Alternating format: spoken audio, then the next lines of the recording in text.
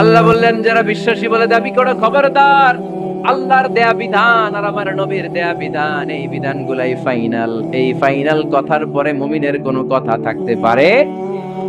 আল্লাহ যেটা বলেছে, আল্লাহ রাসূল যেটা বলেছে সেটাই ফাইনাল। আওয়াজ করে বলতে হবে সেটা কি? এটা ফাইনাল। এরপর আর নতুন কোনো কথা নাই। যখনই বলা হবে আল্লাহ বলেছে, রাসূল বলেছে, আমরা বলবো আমান্না, সামি'না ওয়া আতা'না, আমরা শুনলাম, মানলাম, বিশ্বাস করলাম। আমাদের পক্ষ থেকে আর দ্বিতীয় কোনো কথা নাই, ঠিক কি না? এজন্য আল্লাহ বললেন খবরদার, আমি আর আমার রাসূল যেটা দিয়েছি সেটাই ফাইনাল।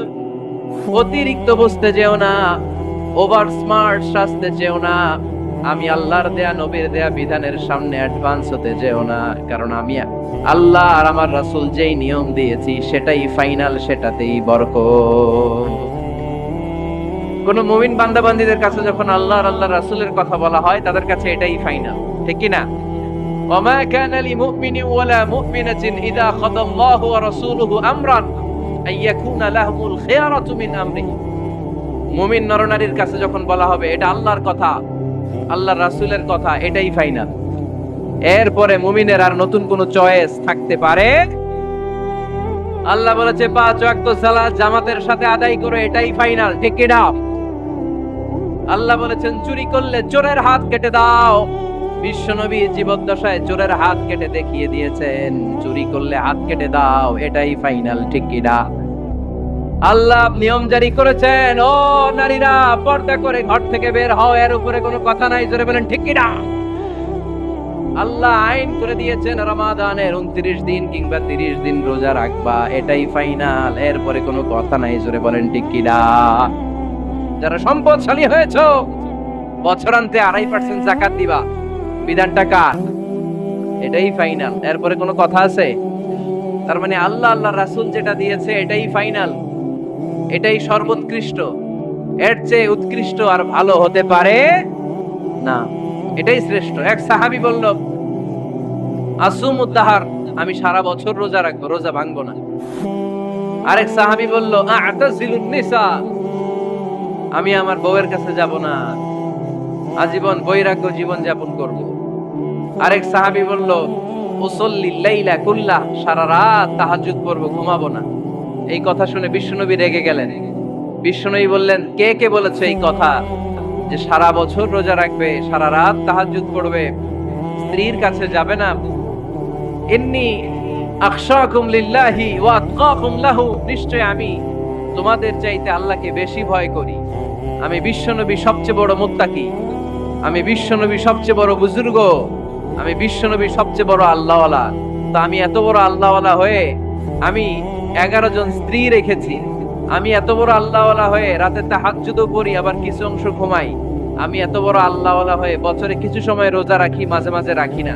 তো আমি ব্যালেন্স করে জীবন ধারণের পরে আমার আল্লাহওয়ালাগিরিতে কোনো সমস্যা হয় নাই, আমার নবী হতে সমস্যা হয় নাই। তোমাদের সমস্যা হলো কেন? তোমরা কোত্থেকে এটা শিখেছো? আমি বিশ্বনবী যেটা শিখিয়েছি এটাই ফাইনাল, এর চেয়ে শ্রেষ্ঠ কোনো কাজ আর হতে পারে না। চিল্লায় বলেন ঠিক কি না? ফজরের ফরজ নামাজ কয় রাকাত? আওয়াজ করে বলেন, বিধানটা কার? আপনি যদি বলেন আমি একটু বাড়ায় পড়বো, 3 রাকাত পড়বো, সওয়াব বেশি হবে না?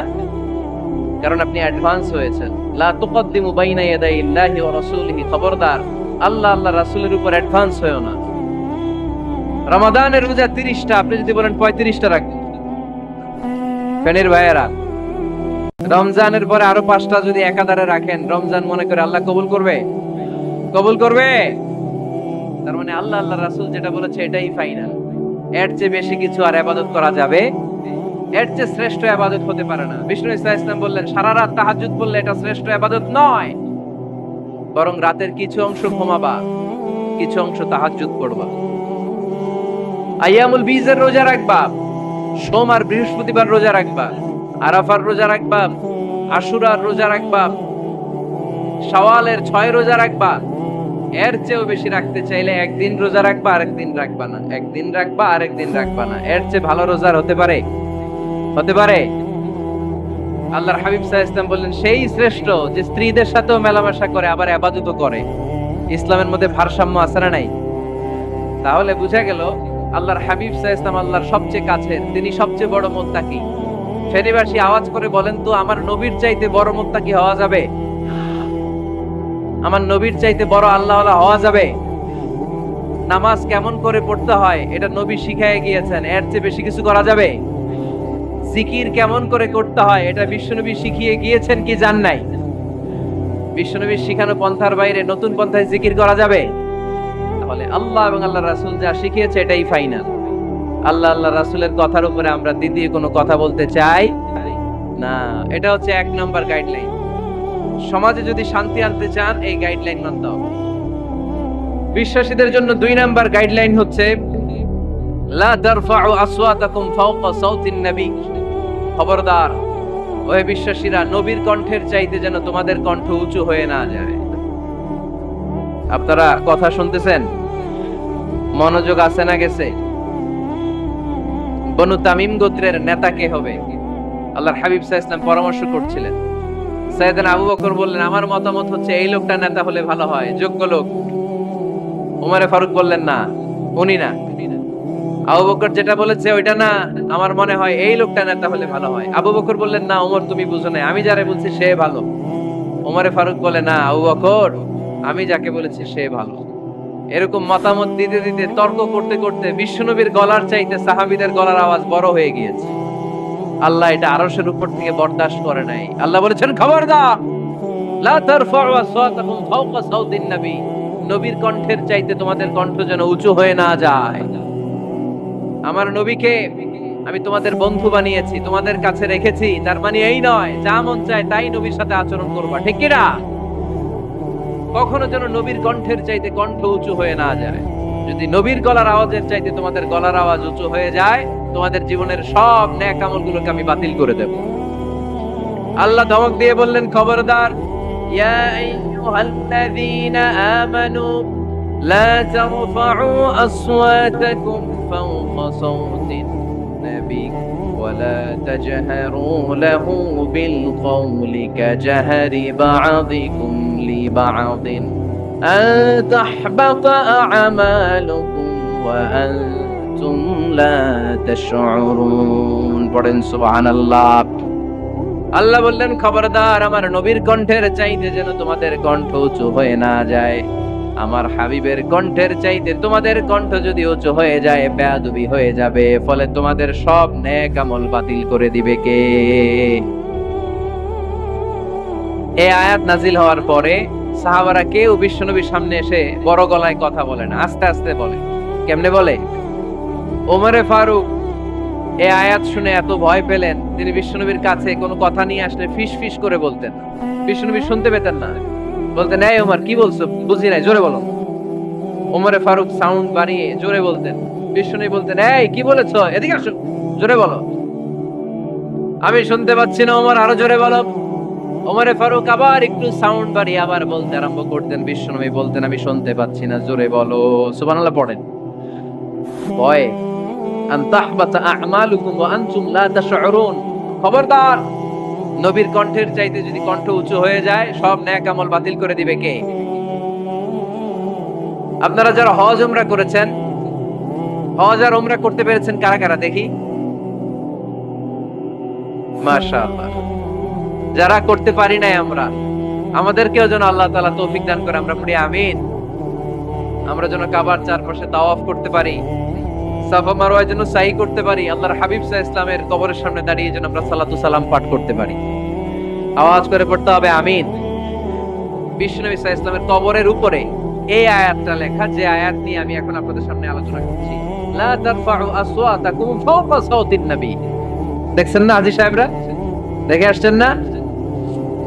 আপনি যখন মসজিদে নববীতে নামাজ পড়বেন, আল্লাহর হাবিব সাল্লাল্লাহু আলাইহি ওয়াসাল্লামের কবর জিয়ারতের জন্য যখন রওনা হবেন, সর্বপ্রথম বাম দিকে পড়বে রাউদাতুম মিন রিয়াদিল জান্নাহ। এই জায়গাটা হলো দুনিয়ার বুকে জান্নাতের বাগান সমূহ থেকে একটা বাগান।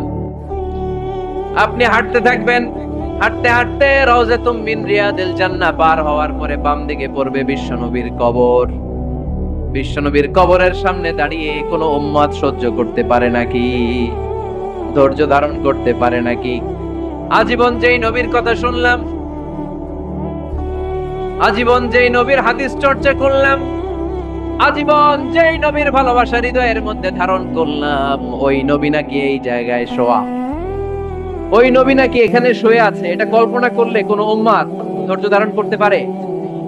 কলিজাটা ছিঁড়ে খান খান হয়ে যায়, চিৎকার দিয়ে নবীরে ডাক দিতে মনে চায়। কিন্তু আল্লাহ বলেছেন খবরদার, কবরের উপরে এই আয়াতটা লেখা, লা তারফাউ আসওয়াতাকুম ফাওকা সাওতিন নবী, খবরদার এটা নবীর দরবার, এখানে বড় গলায় চিৎকার চেঁচামেচি করে কোনো আওয়াজ করা যায় না। চিল্লায় বলেন ঠিক কি না?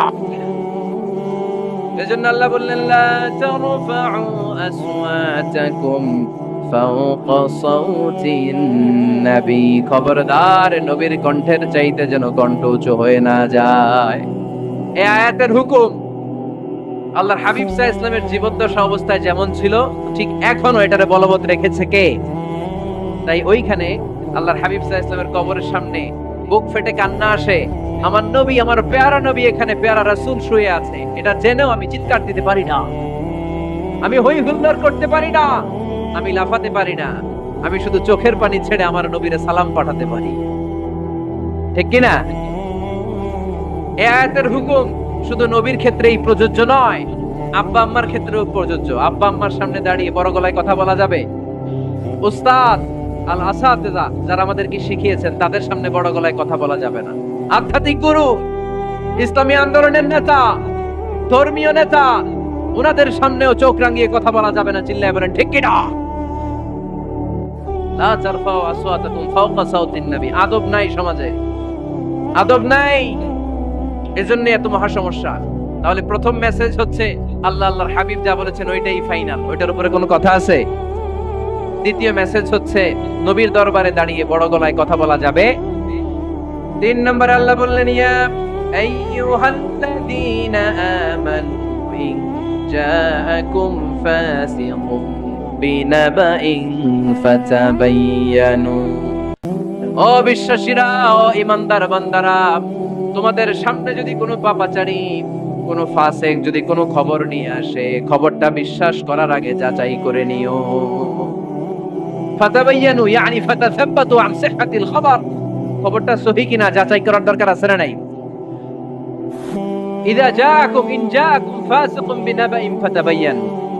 ফেনীবাসী মনোযোগ দিয়ে শুনেন, কেউ যদি কোনো তথ্য নিয়ে আসে, খবর নিয়ে আসে, শুনেই ভিত করে বিশ্বাস করা যাবে না। ফেসবুকে প্রায় বিভিন্ন ফেক নিউজ আছে না নাই? রুমর, গুজব আছে না নাই?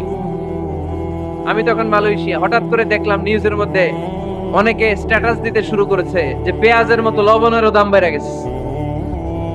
এটা কি সত্য নিউজ না গুজব? জোরে বলেন। গুজব। আসল কি লবণের দাম বাড়ছিল? বাড়ে নাই, কিন্তু না জেনেই অনেকে শেয়ার দিচ্ছে। এজন্য ফেসবুকে কোনো নিউজ যদি আপনি দেখতে পান, শুনতে পান, verify, justify the news whether it's true or wrong. Check, make a cross check and double check regarding the authenticity of the report. এই রিপোর্টটা সঠিক কিনা ভেরিফাই করবেন আগে, তারপরে শেয়ার মারবেন। অনেকে আছে সিলে কান নিয়ে গেছে, শুইনা সিলের পিছনে দৌড়। আগে কি সিলের পিছনে দৌড়াবেন নাকি কানে হাত দিবেন? নিউজ একটা দেখলেই শেয়ার দেয়া যাবে? কি করবেন? যাচাই করবেন। You have to cross check, you have to justify the news, you have to verify the news. আমরা প্রায় নিউজ একটা দেখলেই শেয়ার দেই। হয়তো একটা ভুল নিউজ আপনি শেয়ার দিয়েছেন, এই ভুল নিউজের কারণে পুরো সমাজের মধ্যে গোলমাল, এর দায়ভার আপনার কাঁধেই বর্তাবে। আওয়াজ করে বলেন ঠিক কিনা? এই ভুয়া নিউজগুলোতে আমাদের খুব আগ্রহ। ফেসবুক নিজের মন মতো ব্যবহার করা যাবে না। প্রায় ফেসবুকে অনেক রুমর পাবেন, গুজব, অনেক স্ক্যান্ডাল। অমুক নেতার গোপন ভিডিও ফাঁস, তো অমুক নেতার গোপন ভিডিও ফাঁস, তোর কি হয়েছে? তোর সমস্যা কি? ওইটা তোর শেয়ার দেয়া লাগবে কেন? চিল্লায় বলেন ঠিক কিনা? মানুষের দোষ আমরা গোপন করতে পারি না। মান সাতারা মুসলিমান সাতারাহুল্লাহু ফিদ দুনিয়া ওয়াল আখিরাহ। যে অন্যের দোষ দেখে গোপন রাখে, তার দোষগুলো গোপন রাখবে কে? ওমান কাশাফা মুসলিমান কাশাফাহুল্লাহু ফিদ দুনিয়া ওয়াল আখিরাহ। যে অন্যের গোপন বিষয় প্রকাশ করে দেয়, ওর গোমরও কিয়ামতের ময়দানে ফাঁস করে দিবে কে? আপনি 10 জনের সামনে অন্যের গোপন বিষয় ফাঁস করবেন, আল্লাহ লাখো মানুষের সামনে আপনার ল্যাংটা করে ছেড়ে দিবে, লক্ষ মানুষের সামনে আপনার গোমর ফাঁস করে দিবে। খবরদার, অন্যের পিছনে লেগে থাকেন না, অন্যের দোষ খুঁজেন না, দোষ খুঁজবেন নিজের। ইন জাআকুম ফাসিকুম বিনাবাইন ফাতাবায়ান। মুমিন কোন তথ্য, কোন সংবাদ, কোন রিপোর্ট কিংবা নিউজ শুনলেই বিশ্বাস করে না। মুমিন আগে এটাকে যাচাই করে, বাছাই করে, জাস্টিফাই করে, ভেরিফাই করে, তারপরে সে বিশ্বাস করে, ঠিক কি না? আল্লাহর হাবিব সাল্লাল্লাহু আলাইহি ওয়াসাল্লাম বনুল মুস্তালিকের যুদ্ধে জয়লাভ করলেন। হারিস ইবনে মিরার বনুল মুস্তালিকের নেতা। শুনতেছেন আপনারা? কষ্ট হচ্ছে? আচ্ছা। হারিস ইবনে মিরার বললেন, ইয়া রাসূলুল্লাহ, আমরা ইসলাম ধর্ম গ্রহণ করলাম, কি কি নিয়ম মানতে হবে? আল্লাহর হাবিব সাল্লাল্লাহু আলাইহি ওয়াসাল্লাম বললেন, সালাত পড়বে, যাকাত দিবে। উনি বললেন, তাহলে যাকাত নেন। আল্লাহর হাবিব বললেন, না, এই তো মাত্র কালিমা পড়ে মুসলমান হলে হালানিল হাউল, 1 বছর অতিক্রান্ত হওয়ার পরে যাকাত দিবে। আল্লাহর হাবিব সাল্লাল্লাহু আলাইহি ওয়াসাল্লাম মদিনায় ফিরে আসলেন।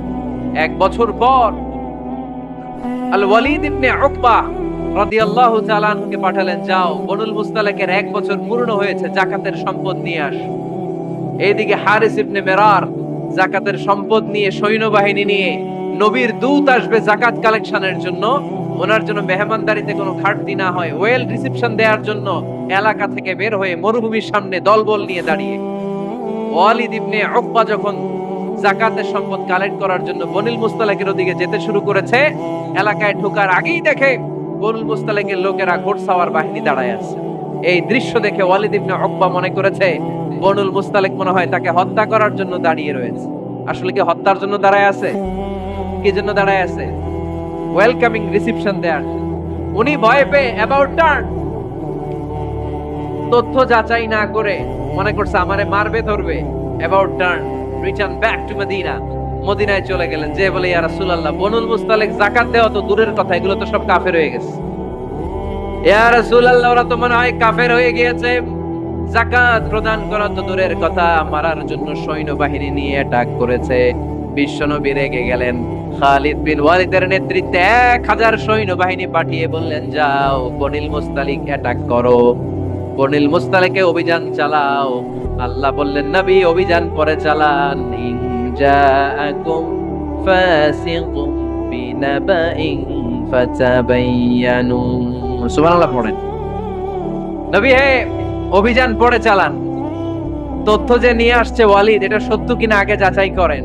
সে যে তথ্য আপনাকে সরবরাহ করেছে, এই তথ্য সঠিক নয়, সে ভুয়া তথ্য দিয়েছে, সে ভুল বুঝেছে, এখানে মিস আন্ডারস্ট্যান্ডিং হয়েছে। আপনি 1000 সৈন্যবাহিনী পাঠাবেন না। আপনার 1000 সৈন্যবাহিনী যে যদি বনুল মুস্তালিককে অ্যাটাক করে, তাহলে এই অ্যাটাকে কোনো ক্ষয়ক্ষতি হলে সবটার দায়ভার আপনার কাঁধেই বর্তাবে। চিল্লায় বলেন ঠিক কি না? আমার নবীকে শিখানোর মাধ্যমে আল্লাহ তাআলা আমাদেরকে শিখালেন, নিউজ একটা শুনলে বিশ্বাস করা যাবে না, আগে যাচাই বাছাই করার দরকার আছে না নাই? আছে। আপনার বন্ধু এসে বলল, আরে দোস্ত তুমি এইখানে, ভাবিরে তো দেখলাম বাজারে আরেক লোকের সাথে ঘুরতেছে। আপনি রেগে মেগে আগুন, অফিস থেকে বাসায় যায় বউরে কিল, আইজো মায়ের কাইলো মায়ের, এরকম হতে পারে না? আপনার বন্ধু হয়তো আপনার ওয়াইফের মতো আরেকজন মহিলাকে দেখেছে, এটা হতে পারে কি পারে না? আপনার ওয়াইফকে জিজ্ঞেস করেন নাই, ক্রস চেক করেন নাই, না করে আপনি ঝগড়া মারামারি শুরু করে দিয়েছেন। এই ছোট্ট ঝগড়া থেকে বিচ্ছেদের দিকে, ডিভোর্সের দিকেও যেতে পারে, এরকম আছে না নাই? এরকম অনেক বুড়ি বুড়ি কেস আমাদের কাছে আছে। নিউজ যাচাই না করে, গুজব আর রুমর যাচাই না করে সিদ্ধান্ত নিয়েছে, পরে মাথার মধ্যে চাপড়ায়, নিজের কপালে নিজে চাপড়ায়, এরকম আছে না নাই? তাহলে আল্লাহ তাআলার দেয়া 3 নাম্বার গাইডলাইন হচ্ছে, কোন তথ্য শুনেই বিশ্বাস করা যাবে না, আগে যাচাই করতে হবে। আওয়াজ করে বলেন, আগে কি করতে হবে? যাচাই করতে হবে। যাচাই বাছাই ছাড়া আজ থেকে ফেসবুকে আমরা আর কোন নিউজ শেয়ার দিবেন? মনে থাকবে? আরে এগুলাই তো জরুরি ওয়াজ। কবরের ওয়াজ তো অনেক শুনছি, জান্নাত জাহান্নামের ভয় আর জান্নাতের নাজ নেয়ামত তো অনেক শুনেছি। সমাজটারে শান্তিপূর্ণ, ভারসাম্যপূর্ণ করার দরকার আছে না নাই?